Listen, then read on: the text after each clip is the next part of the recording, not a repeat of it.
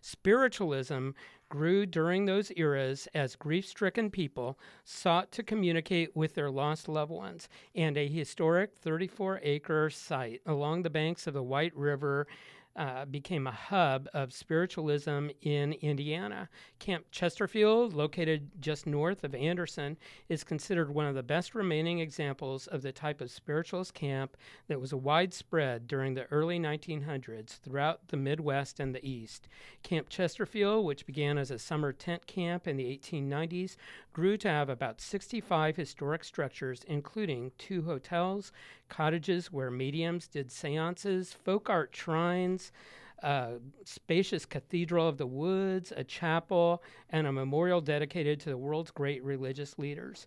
Many of the historic buildings, though, are underutilized or vacant, so Camp Chesterfield has been placed on Indiana Landmark's 10 Most Endangered Places list. To explore the colorful history of Camp Chesterfield and of spiritualism, I'm joined in studio by 2 guests. They are Reverend Todd J. Leonard, Camp Chesterfield's historian and an ordained spiritualist minister.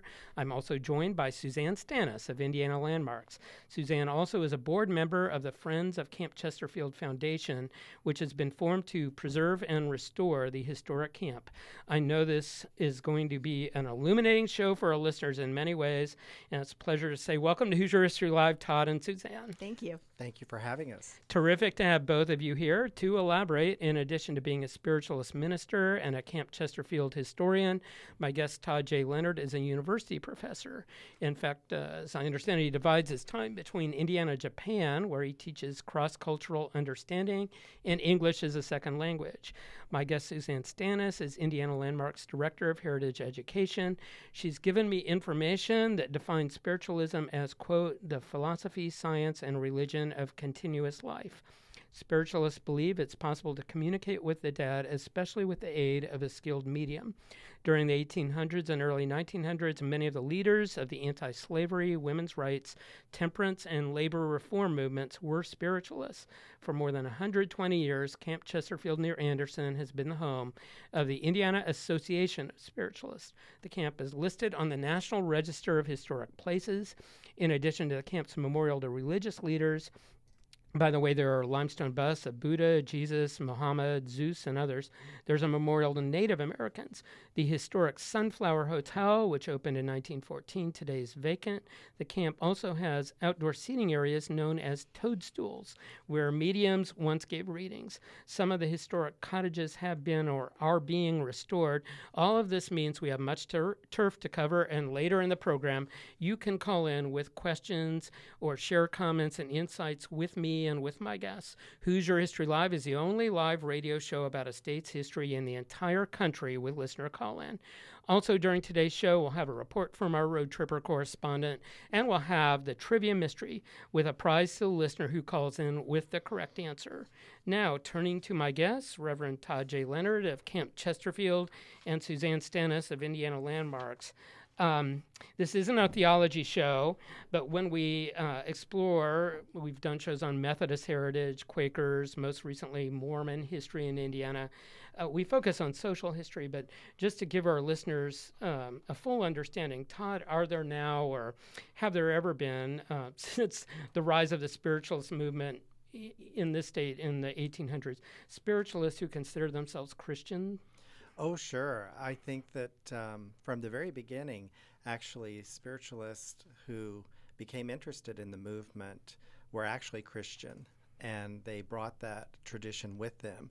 And even today, Camp Chesterfield, we have our Sunday service in the afternoon to allow people to go perhaps to another church in the morning, and that was historical. Most of our members now actually are spiritualists, and they just subscribe to spiritualism, but they have some sort of connection to Christianity. But at Camp Chesterfield, we have a Catholic nun, Jewish mystic. We have a Methodist minister who comes regularly to our camp. We also have a Buddhist. We have Native American shamans who also attend. and of course many denominations of Christianity and Catholicism. So all this diversity of Very faith diverse. traditions, these are people that do not view spiritualism as incompatible with Absolutely whatever they're not. coming from. In fact, spiritualism takes the truths from all religious traditions. And as you mentioned earlier, the Trail of Religions, with the busts of all the major founders of the major religions around the world, is very unique to the state of Indiana. And we're very proud of that display. And we're very proud of the fact that we do accept the truths from all religious traditions, and we have many people who do subscribe to those as well as spiritualism. Well, historically, like 100 years ago, my sense is some of the mainline Protestant denominations and Catholicism, if a congregation member, parishioner had said, I'm a spiritualist, they would have risked perhaps being excommunicated. Yeah, That's about exactly. the best word, right? Invited to leave. Is that accurate? I think so. I think so. I think a lot of religions were very threatened by spiritualism because early on, after spiritualism, the movement started. It was amazing how quickly people embraced it, and there were, the population of the United States wasn't all that large, but there were millions of subscribers to spiritualism where they would be interested in attending seance. They'd be interested in going to church services, to attend different events and things. So certainly I think that churches felt very threatened by that. And there was even a petition to Congress to outlaw spiritualism at one time. Really? When was that? Through. Well, that would have been in the mid to late 1800s. I don't know the exact date, but it is part of the history. Yeah, and we're going to get into the history of the camp, which begins in the late 1800s. But before we do that, and history of spiritualism, let's explore the current condition of the historic site. And Suzanne, I mentioned there are about 65 buildings. Could you give us an overview from a preservationist standpoint about the kind of shape they're in now? Well, not only are the buildings there, but there's a wonderful cultural landscape. There's the Trail of Religions, as Todd mentioned, some fieldstone bridges, fountain, all sorts of sculptures. So it's more than just the buildings. But we see everything from cottages that are now year-round houses that are pristine and in wonderful condition to several that are unoccupied, and one that our Friends group is now working on, the historic Koch Clark Cottage, that has several holes in the roof and is in desperate need of repairs. So you see a variety of conditions. Same thing with the landscape. The toadstools that you mentioned are wonderful little... I'm going to be asking you about those. Yeah, they sound so intriguing. They're great. They're little limestone benches where a medium could meet and give messages, and those are starting to deteriorate. The Sunflower Hotel, which, Todd, do you know how many rooms? I don't...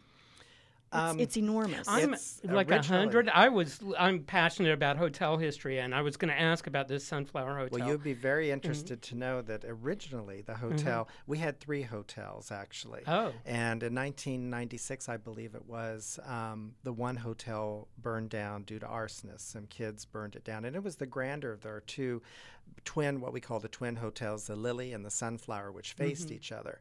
They both have the grand staircases. They both had individual rooms, things like that. Now, the Sunflower Hotel was added on several times, but the one time they took the old lodging house and moved it, believe it or not, on the campgrounds and attached it to the back of the Sunflower. And that increased it because soon they just didn't have enough space for all the people that wanted to come there. Well, since it's sitting vacant, what kind of condition would you say it's in now, Suzanne? It's deteriorating rapidly, and Todd reminded me that it's only been closed since about 2000. So in 15 years, it's had several holes open in the roof and now houses more raccoons than people. Really? Yes. Oh, So okay. it needs a lot of help. There is still a hotel that's open, and the general public the can Western stay there. Hotel, I think it's Sure. called. Yeah. And some of the cottages, you said they've been restored, and that's been by the organization that you're on their board, the Friends of Camp Chesterfield Foundation, or who's restored them? The Koch Cottage is the first one that the Friends are working on, and we've been given a generous $10,000 grant from the Ephraimson Family Fund, which is part of the Central Indiana Community Foundation. to help us with the initial stabilization as we prepare the rehabilitation for that. So we're putting a new roof on it. We'll be starting that very shortly and cleaning it out and stabilizing it. But what's very interesting about camp, and Todd can elaborate on this, but to own one of the cottages, you need to be a member of the Indiana Association of Spiritualists. And the owners of the cottages only own the house, the building itself. The structure. The structure, yeah. The board of the Indiana Association of Spiritualists owns the land. So it's a very interesting partnership. But that does limit your pool of purchasers. Exactly. Absolutely. Yeah. But we have a 99-year lease on the actual land, and then the person can purchase the home and then reform it and preserve it as they wish. Well, to close off this portion on the condition, are some of the cottages, would you say, unlivable at this moment? Like they don't have electricity or plumbing or that kind of thing? Yes, I'd say there's only one or two. Though. Minority, the yeah, very definitely, minority, yes. definitely. And the large cathedral majority. that I mentioned, the Cathedral of the Woods and the chapel, are they in good Oh, condition? they're in very good condition. And our cathedral actually holds 850 people. So, and it was built to hopefully house all the people that were coming through the gates at the time when it was built in the mid-50s, replacing the old auditorium. But the Chapel in the Woods has weekly services, and that's where it's the heart and soul of Camp Chesterfield right now, because it's where we have weddings and funerals and consecrations and all those things. We're going to get into the heyday of the camp in just a minute, but the reason it's endangered and the deteriorating condition, underused for some of the buildings and stuff, is it a decline in spiritualism during the last 30 years, or maybe there's plenty of people with spiritualist beliefs, but they don't go to camps anymore, or what is it? Traditionally and historically, after every major war, there was always an influx of people interested in spiritualism, and you would see that after the Civil War, after World War I, World War II, and even the Vietnam War, there was a huge influx. And I think that nationally, a lot of churches are having a very difficult time with parishioners supporting the churches, and I think spiritualism is no different in that aspect. I think the internet and social media have added to that, where people want, for instance, spiritualism was considered the unchurch of churches because it was so different, that we become churchified enough today to where young people are more interested in going online and getting their spirituality. So I don't think that that's so different than what other churches are experiencing actually today as well. In fact, today, Indiana Landmarks is hosting a meeting for a religious properties initiative that's funded by Lilly Endowment. And so we are working with congregations that are in historic buildings to strengthen themselves so that they can also provide more income and focus on preserving the buildings. So indeed, this is not something that's unique to spiritualism. And probably a lot of our listeners are aware that historically evangelicals, all sorts of different faith traditions had camps, like what you did 100 years ago. Methodists were very common to and preachers would go from camp to camp during the the summer. itinerant preachers. All right. Well, let's time travel to the beginnings. And given our Hoosier History Live focus, I mean the origins that would have affected people in Indiana. Because we were talking before we went on the air, I know spiritualism has been around the ancient Egyptians. Believed in. You said time immemorial. Yeah, exactly.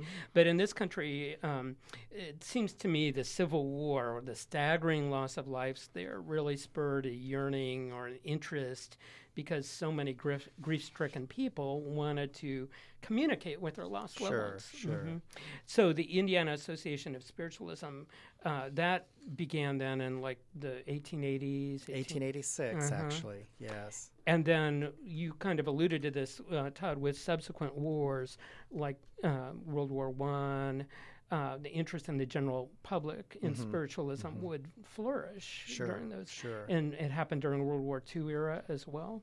Well, actually, even going back even further, the reason why the Indiana Association of Spiritualists started was because a number of Hoosiers were meeting each other in Michigan, because they were going all the way to Michigan by horse and buggy to attend spiritualist camps. And Dr. Westerfield of Anderson said, we can have our own. Why not? Let's think about it. So that's when the whole idea started. So the spiritualists that were from Indiana at that time got together, and they decided to make their own association. Uh-huh. And then Camp Chesterfield, they had their first picnic on the grounds in 1890, and then in 1891 they were able to actually purchase the land, and that's how it all started. So we have a very long history in the state of Indiana, Hoosier history. Yeah, I was reading initially, it was summer, people had to bring their tents. Oh, sure, they had to bring hay hay for the horses. Yeah, Yes. that's very intriguing. But then, getting back to the war eras, during World War II, the same kind of thing happened, Sure. an increase, Mhm. but not apparently in more modern history wars like Korea, Vietnam. Well, or would you Vietnam, we say- did have an influx, Uh-huh. believe it or not, across the board, not just in Indiana, but all the spiritualist churches and camps did. And you would think with all the television programs about mediumship and psychic abilities and things that you would have a lot more people. But I think because there's such a influx recently of so many of those types of programs that people aren't seeking out, as I said before, churches necessarily to follow that, because it's so plentiful in other areas. But certainly after all the major wars, spiritualism had a wonderful influx of and people you've interested. brought some of the beginnings of Camp Chesterfield up. Thank you for, apparently it was named after a spiritualist minister in Anderson, the Chesterfield name. Is Well, that? the Chesterfield is the city's name, actually. Oh. There's the town of Little- Chesterfield. Oh, I didn't know that. And it's very close to Anderson, and that's where the actual land, the Bronnenbergs, which is a very famous Hoosier name in Indiana, especially around the Anderson area, they owned the land, and they were able to sell it through a huge donation of their own to the association, and that's how Camp Chesterfield, and it's on the banks of the White River. So it's a beautiful area, beautiful Is that woods. why the site was chosen for the camp? It was chosen of the- because the Bronnenbergs actually were very interested in spiritualism. They were the founding members, along with the Westerfields of the association, and they were quite wealthy, and they had quite a bit of land. And this land actually had belonged to Native Americans many generations before that. So it has a lot of very good energy and spiritual connection too. Wow. Which is spiritualism. Well, I'm going to ask you a likes little that. bit more about the Native American connection in just a minute. But to close off historically in the beginnings, about how many attendees were there, like in the 1890s when it was summer tent camp? Well, lots, and I would say it would be in the thousands. Really? And because you have to realize that it wasn't any one time. It was between June and September. So some people would come for a few days. Some people might come for a month. Some people might come for a week. And were they coming from across? All over. All over the state and beyond the all state? over the state and beyond the state, sure. All right. Well, coming up, we'll explore more about the history of spiritualism in Indiana and of Camp Chesterfield near Anderson, which has been the home for more than 120 years of the Indiana Association of Spiritualists. We'll be delving into what seances were like 100 years ago and some other topics. But I'm going to shift because we have our road tripper correspondent on the line. We have a guest road tripper today. We have a distinguished road tripper. It is Dr. James Glass, Principal of Historic Preservation and Heritage Consulting. Jim is an author, an historian, and has been a popular guest on this show. Welcome to the program, Jim. Thank you, Nelson. Nice to be with you. And I think you've got a road trip to a historic city in southern Indiana for us. That's right. New Albany, Indiana. Yes. Just did a column in the Indianapolis Star in New Albany. Had the pleasure of visiting it. A wonderful historic city that I think many of your audience would enjoy visiting. Well, I saw your column, and one thing you brought out there that probably a lot of our listeners are unaware of, New Albany once was the largest city in the state of Indiana. Hard to believe, isn't it? It was the largest city in 1850. It had 8,100, almost 8,200 people. Indianapolis had a little less, with maybe a couple hundred less. And, of course, this is because of the Ohio River traffic that New Albany was flourishing. Yes, New Albany was a major steamboat town. It was second in terms of building steamboats. It was second only to Pittsburgh during its heyday. And some of the historic sites there, you want to tell us a little bit about the Culbertson Mansion? Yes, the Culbertson Mansion is owned by the Indiana State Museum of Historic Sites. It has been wonderfully restored. It's an opulent, lavish French Second Empire mansion built by William Culbertson. It the late 1860s. The state of Indiana has been meticulously restoring the frescoes on the first floor and has that completed and is working on the second floor. It's really a stunning result. And I have been to the the old Carnegie Library there, which has got a great reuse, something our Indiana landmarks people would heartily approve of. Tell us what that Carnegie Library is used for now. Well, Nelson, the Carnegie Center for Art and History, it's called, is actually operated by the public library, I believe. It's one of the few museums which combines art, contemporary art, with local history. And they have an outstanding exhibit on the story of the Underground Railroad in New Albany and that experience. New Albany was a major center of freedom-seeking people escaping from slavery, and New Albany was one of the centers of that. Yeah, I've been there to see that Underground Railroad exhibit. It's wonderful. Anything else you'd like to share, Jim, about New Albany? Well, New Albany has a vibrant downtown, a lot of lovely 19th century buildings, a lot of new ethnic restaurants, and the Grand Theater is now an event center. So there's a lot to see and do in New Albany. Absolutely. Well, thank you so much for calling in as a road tripper, Jim. Really appreciate it. My pleasure, Nelson. Okay, have a great weekend. You too. Coming up, we will explore more about the history of spiritualism in Indiana and of Camp Chesterfield near Anderson. We're going to talk about, my guest Suzanne Stannis mentioned the toadstools, where mediums once did their readings. So I'll have my guest describe a little bit more about kind of the seances that have happened and the readings and the type of people that attended seances historically. So stay with me and with my guest. I'm also going to be posing our trivia mystery, so much more to come. My guests are Reverend Todd J. Leonard, Camp Chesterfield's historian and a spiritualist minister, and Suzanne Stannis of Indiana Landmarks. So much more coming up.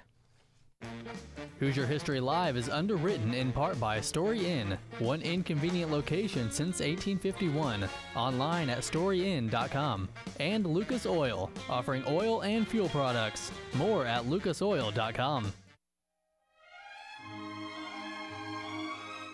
There are certain species of dove that mate for life. You'd never see one alone unless something was wrong, and the evocative image of a dove alone in the wild prompted Antonin Dvorak to transform a Czech ballad into an orchestral tone poem that is just as evocative. You'll hear it Monday morning. Join me, Michael Toulouse, for The Wood Dove. Listen Monday morning from 6 to 9, only on 88.7 WICR. And Hoosier History Live is underwritten in part by the full-service Indianapolis law firm of Lewis Kappas. Lewis Kappas, trusted, skilled, experienced. And by the Scottish Society of Indianapolis, presenting the 6th Annual Indianapolis Highland Games today until 9 p.m. at German Park. More at indyscot.org. Well, we're back. If you're just joining us, this is Hoosier History Live. I'm your host, Nelson Price. On today's show, we are exploring the heyday of spiritualism in Indiana, as well as the heritage of the hub of the movement. That's the historic Camp Chesterfield, located just north of Anderson on the banks of the White River. Camp Chesterfield began, as we've been describing, as a summer tent camp in the 1890s.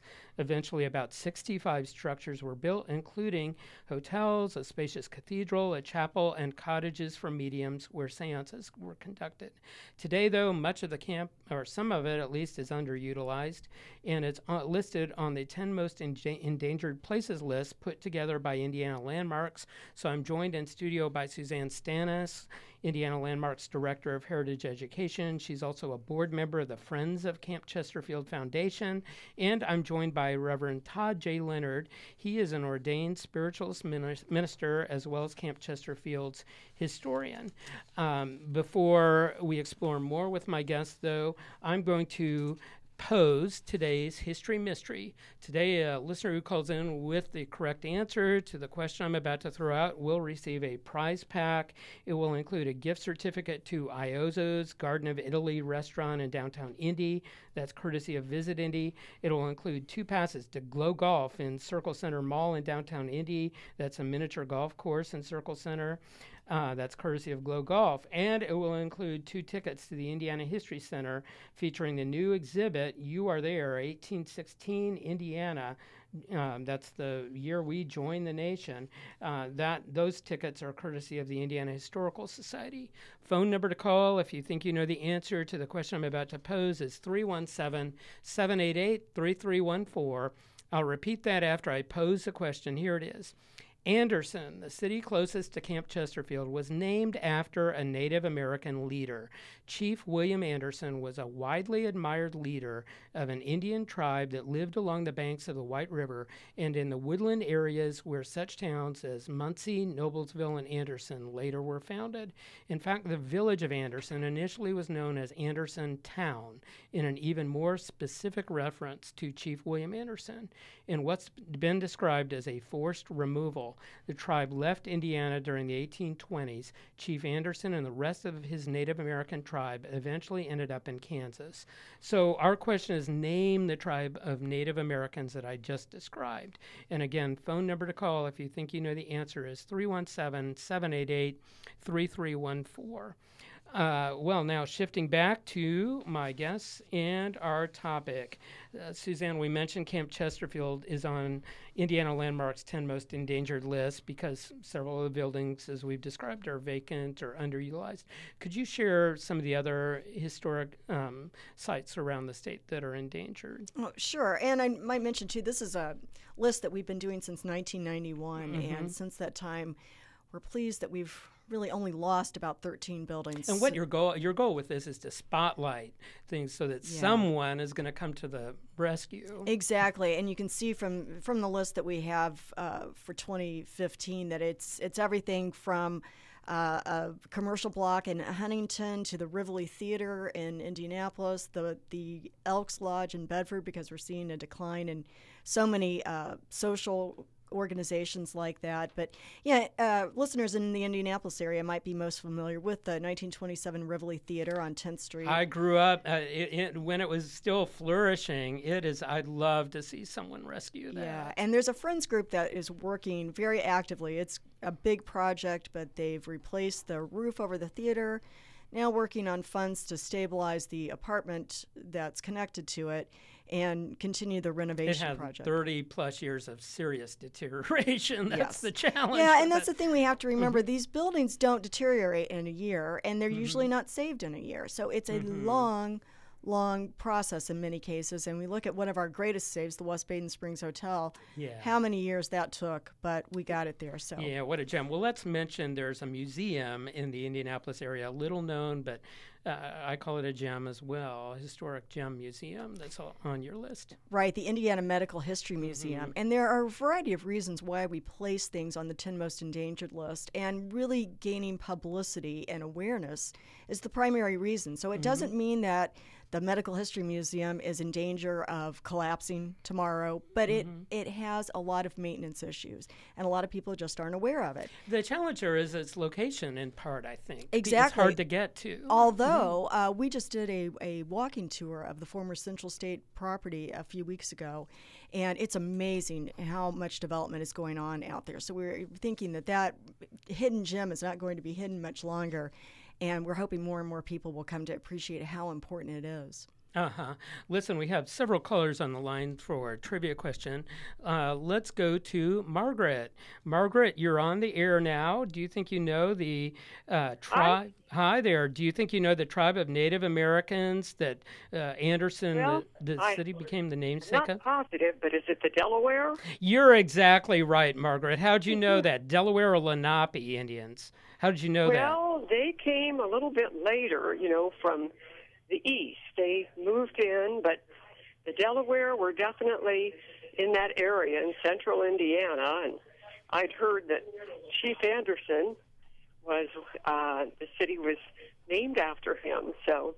Well, cool. Anyway. You're right on the money. So you've won a gift certificate to Iozzo's Garden of Italy restaurant. You've won 2 passes to Glow Golf in Circle Center Mall, and you've won 2 tickets to the Indiana History Center. So stay on the line, Margaret, and our production person Michelle is going to get your contact info, and then we'll send the prize pack to you.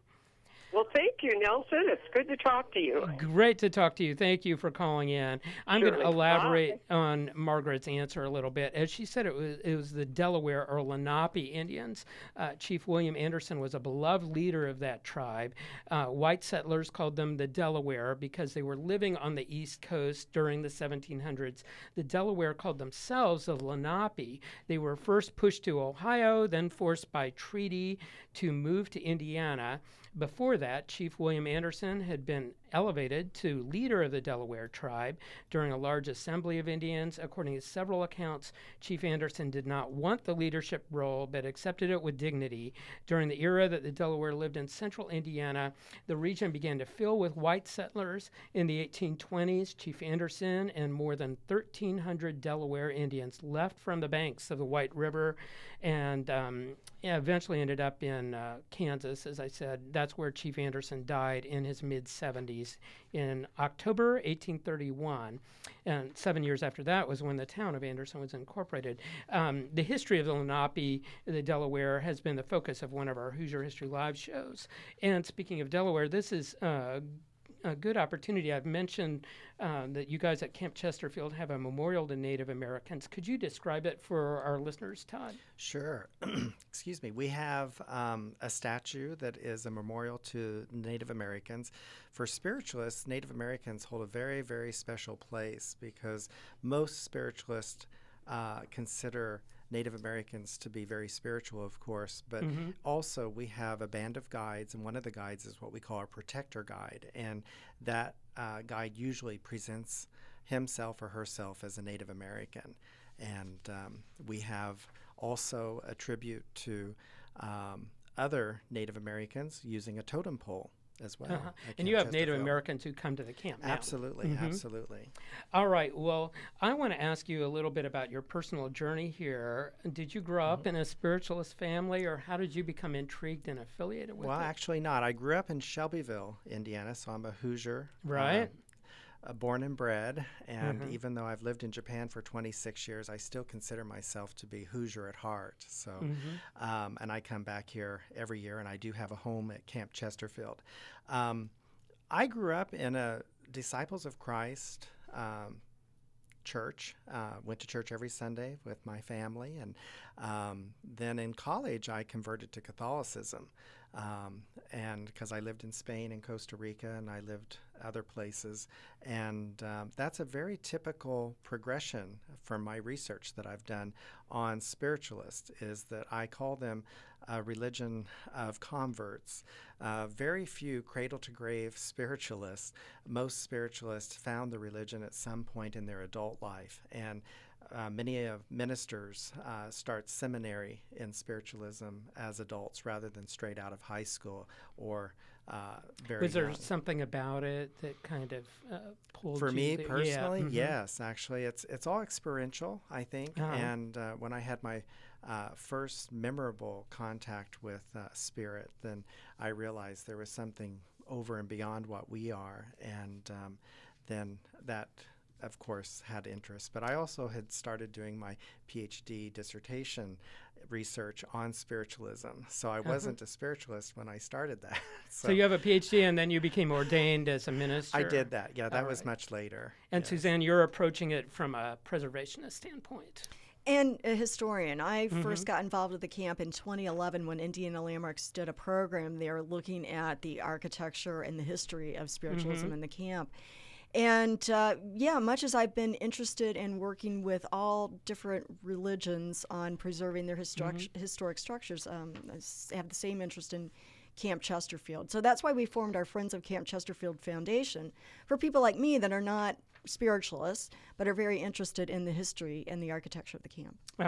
Well, let's go back to history, and I want to underscore during the late 1800s, early 1900s, just from what I know from shows we've done, spiritualism, including seances, they were not a fringe activity. Let's describe some of the kinds of people that attended. You had movers and shakers living in it, like actually, celebrities. the intelligentsia of Anderson was very interested in it, and many of those people would regularly attend. But even nationwide, you had people like Mark Twain, and even in the White House, the Lincoln White House, Mary Todd Lincoln. It's well documented that she had seances. Now, I'm not saying that President Lincoln was a spiritualist, but certainly he appeased her by allowing that to take place. And to bring this home to Indiana, some of our celebrities, I know from researching their lives for my books, like James Whitcomb Riley, the legendary Hoosier poet, attended seances in the Lockerbie neighborhood in downtown Indy in the early 1900s.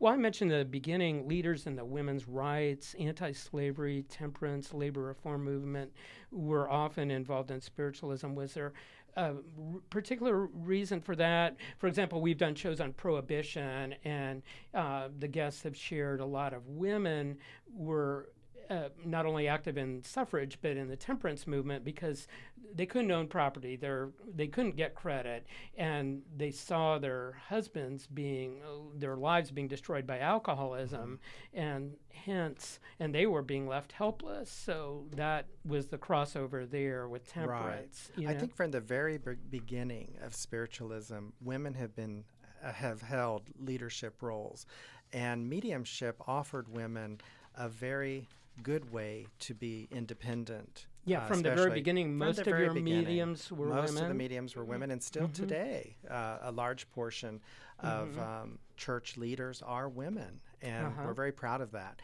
And of course, the suffrage movement was just completely filled with spiritualist women, because the idea that women could have leadership roles in a church, could become ordained ministers, could have their own livelihood via the church, which many churches wouldn't allow women any type of role like that. And some of these other movements like labor reform, anti-slavery, was it maybe some of those people are apt to be free thinkers? Absolutely, yes. And still today, I'd like to say that spiritualism is always on the cutting edge of social movements.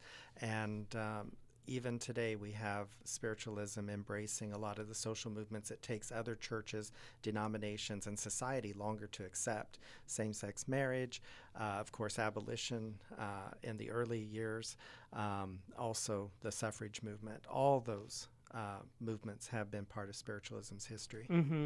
Well, I was reading some of the challenges that spiritualists have had historically, and reading in some background info that in the 1920s, some mediums at the camp were arrested on, quote, charges of obtaining money under false pretenses. Actually, they called it humbuggery. Humbuggery. And were those charges nice eventually dropped?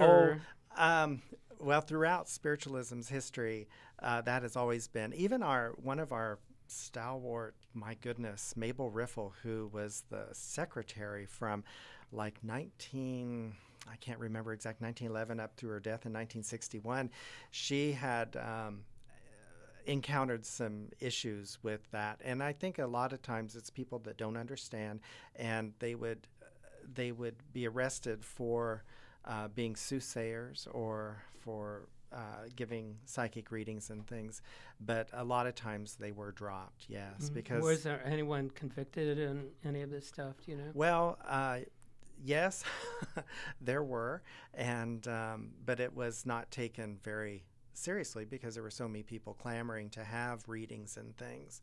So in that sense, I think society had a very hard time accepting a lot of things that spiritualist mediums were doing. And because they didn't understand, they viewed it in a negative light. Sometimes. We had a listener ask that I mention this book that came out in the 70s titled The Psychic Mafia by a former medium there. Yes. Okay. Yes, we're very aware of that book, of course. Yes. And again, I believe that book was written by a person who had falling out actually with Camp Chesterfield. And it's very hard to say what his motivations were to initially write that. But some of the ridiculous claims that he made certainly isn't a part of what Camp Chesterfield is today, and I very much doubt that it ever was in the past. There was talks of wheelbarrows of money being pushed out of the gates, and I wish those wheelbarrows of money right. still we wouldn't have holes in the roof. we wouldn't have holes in the roof. Suzanne, you mentioned the toadstools. I want to give our listeners a more complete picture of things there. These toadstools are stone seating areas. where spiritualist mediums used to meet with clients. Are they still used today? Well, not regularly, but of course, during certain times, during certain events, they could still be used because they are very historical. It's an early psychic fair. Basically, people would have their tents and they would pitch their tents, and some of the mediums had their 2-room shanties, which was very common in the early era of the Camp Chesterfield in the 1890s and early 1900s. And yes, people would stand in line, and when a medium became open and that's who they wanted to sit and try to connect with spirit with, then they would go to that seat and sit down. Much later, some of the students of some of the more well-known mediums had their teachers' names engraved in those. Oh. And they're very nice. And yes, people still sit there and use them. But as far as having a psychic fair, I think we've been spoiled a little bit. People like air conditioning, and they don't like all the mosquitoes and things. So we tend to have those types of events in an air-conditioned building. And you said these toadstools are deteriorating? They are, yes, they're limestone with wooden benches, and they're in various states of disrepair. And we would love to see some of the psychic fairs return to that area. And we think, what a great place. You know, you're in nature, and seems like a wonderful place for that religious experience. Yeah. And once they're stabilized, I think that could happen very easily. Well, we still have yet to describe what seances are like, and I'm kind of curious because my image is from Hollywood movies. So we're going to delve into that coming up. We'll explore more about the heritage of Camp Chesterfield near Anderson and the spiritualist movement in Indiana. Both date back to the 1800s. As my guests and I have been discussing, spiritualism began attracting thousands of people, particularly during the Civil War, apparently Spanish-American War, and also, as Todd had said, 2 world wars, when bereaved survivors sought to communicate with their loved ones who were lost in battle. In Indiana, Camp Chesterfield on the banks of the White River has served as the hub of the spiritualist movement since the 1890s. We've explained it started as a summer tent camp. Then about 65 structures were built, including hotels, a cathedral, and cottages for mediums where seances have been conducted. Many of the historic buildings are now underused. Some are vacant. So Indiana Landmarks is listing Camp Chesterfield on its 10 most endangered list. I'm joined in studio by Suzanne Stanis of Indiana Landmarks. She's also a board member of the Friends of Camp Chesterfield Foundation. That's a nonprofit helping to restore and preserve the camp. And I'm joined by Reverend Todd J. Leonard, an ordained spiritualist minister who is Camp Chesterfield's historian. We're at the point in the show where we welcome your phone calls with questions, comments, and insights on our topic. We invite you to join the conversation on the air. This is a call-in history show, so we'd love to hear from you. The phone number to call if you want to ask questions of my guests or share comments and insights is 317-788-3314. That's 788-3314. So more ahead coming up. Hoosier History Live is underwritten in part by Story Inn, one inconvenient location since 1851, online at storyinn.com, and Lucas Oil, offering oil and fuel products. More at lucasoil.com. 4, 3, 2, 1.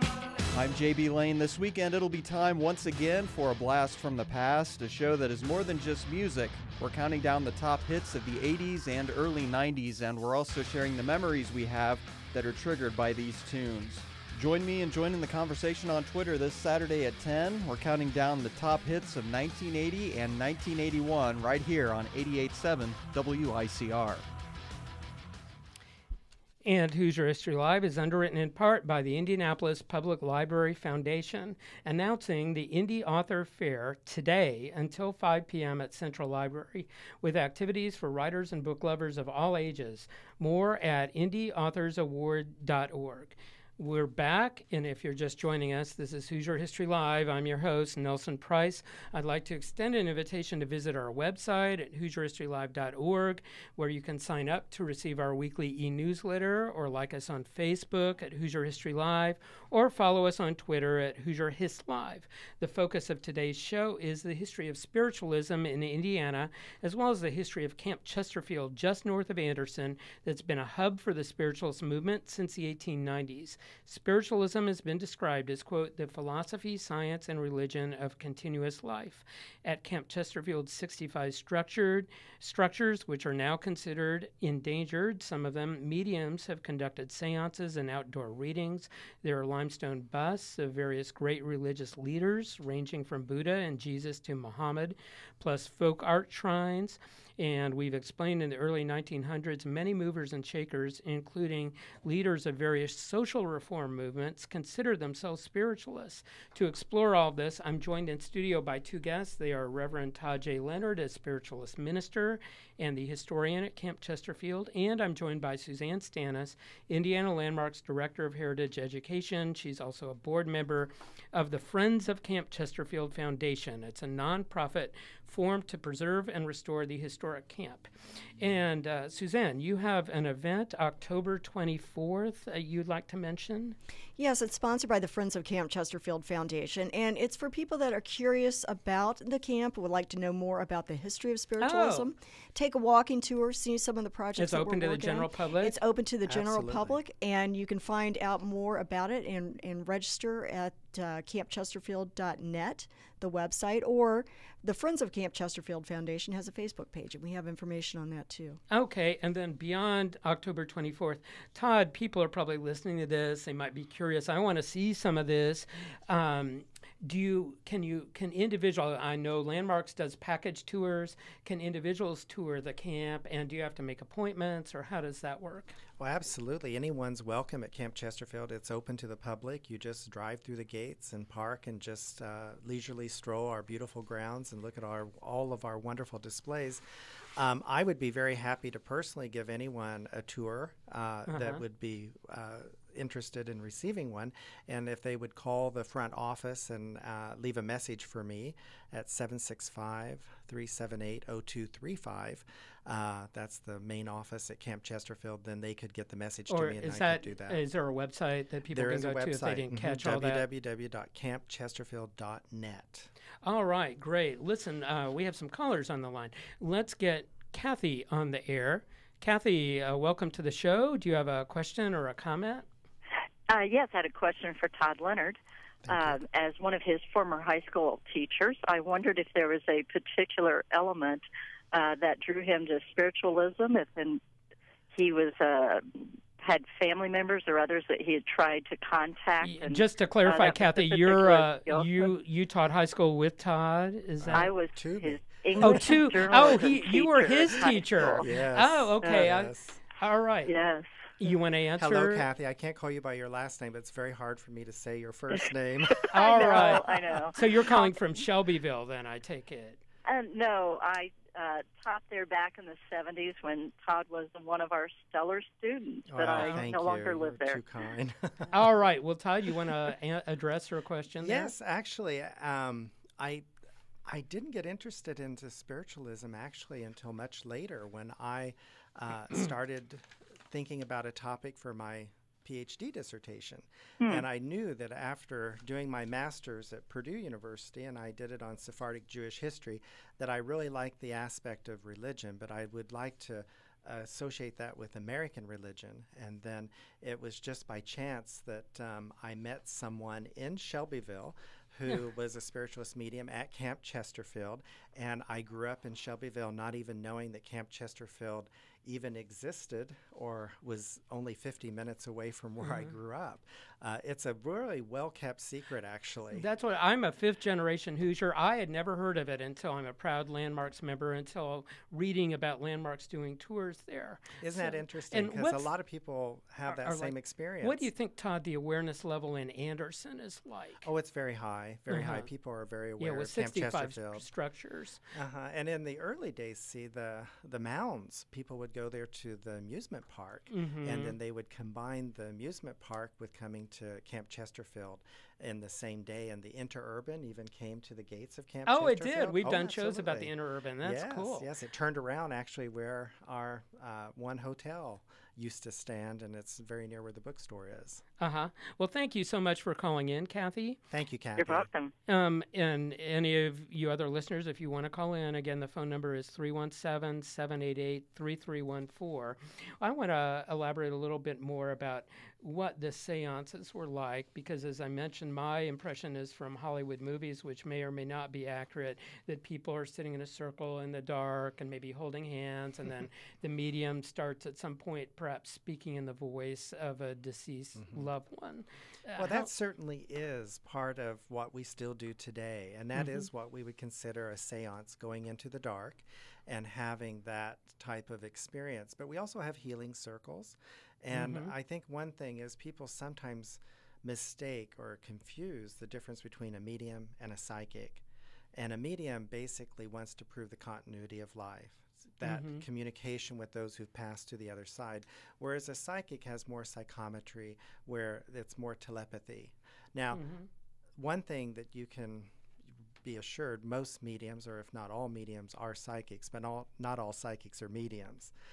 So to be a medium, you have to be able to connect with your spirit guides that will be able to bring forth those people who want to speak to those who are in the living. And that was basically the main, and still is today, the reason for having a seance is to prove that continuity of life. So the mediums you're using, have they gone through some sort of training? Do you have some kind of standard that you hold absolutely. them to? Camp Chesterfield has, I would say, not just because I'm associated with Camp Chesterfield, but one of the best education programs in the world, because they actually have seminaries, they have development classes, development teachers, where students can meet with teachers in a group setting on a weekly basis in order to develop their mediumship skills. And I liken it to playing the piano. Everyone can play the piano. I mean, I can sit there and hit some notes and be able to make some noise. Same with mediumship. Some people are born with a natural gift that they can just have it at their tips, but other people have to develop it a little bit more, and that's just like playing the piano. Well, I want to get back historically here on the History Show, and so Camp Chesterfield basically is considered typical of the type of spiritual camp that would have been flourishing in the East and the Midwest during the early 1900s. Absolutely, and actually the design of Camp I was going to Chesterfield ask, is are very typical. many designed the same way? Almost exactly the same way. And this summer, because I'm doing a sabbatical at Ball State University for the entire year, I've had the opportunity all summer to visit all along the East Coast and the Midwest, all the spiritualist camps I could possibly get to in my 98 Buick LeSabre. And it's been a very interesting experience, because Camp Chesterfield really is very typical of what those early camp meetings look like. And it's not just spiritualism. It was, as you mentioned earlier, the Methodist and all the other, the Quaker, those type of tent camps that sprung up all along, all over the country. Well, were there other spiritualist ones in Indiana? No, and that's why. Now, Michigan had several, Ohio had several, and that's why the Westerfields and the Brandenburgs said, now listen, we have enough people here in Indiana, we need our own. And that's why Camp Chesterfield started. Now, the largest of all the spiritualist camps today, of course, is Lilydale, which is in New York, upstate New York, near Rochester. Is that facing Buffalo, some of the same challenges with underutilized buildings and things? Yes and no. They had, every camp goes through some type of attrition, and I think that Camp Chesterfield's going through that now. We have a number of cottages that are empty because we've had a number of mediums who were very elderly who have had to go into assisted living or have passed into spirit, had made their transition. And I think that that is a natural cycle that a lot of the camps go through. Lilydale has had a lot of nationwide publicity through HBO shows and things like that has given them a little bit more prominence. But I had just visited there in June, and the camp is in very good condition. The houses are being used, lots of visitors. So very similar to Camp Chesterfield. I'd say Camp Chesterfield, as far as size and scope, would be number 2. Then maybe Casadega in Florida would be number 3. And I gather all of this is part of why you consider it historically significant, Suzanne, because it was the only one in Indiana and one of few remaining. Yes, most definitely, and that's one of the reasons why it's listed in the National Register of Historic Places. Oh, yeah. I hope I had mentioned that earlier, but I'm glad you brought that up. Well, we are rapidly getting close to the end of the show. Anything either of you guys want to add? Anything about misconceptions or something we haven't touched on yet? Well, I just invite people that are curious to visit camp or to ask questions. It's a very open and welcoming community, and they are happy to have people And you come were and saying explore. before we went on the air, you were kind of surprised you had an initial, maybe as a lot of us do, an initial image in your mind. Well, about yeah, what the first time I went there, and the first time I attended, I have not attended a seance yet, but I've been to what are called message services, and what is this going to be like? And I enjoyed it very much. I found it fascinating. It was not sort of the dark seance environment. It was very upbeat, a lot of singing, a lot of clapping, building up the energy. So I just, as I said, I invite people that are curious to go and explore it.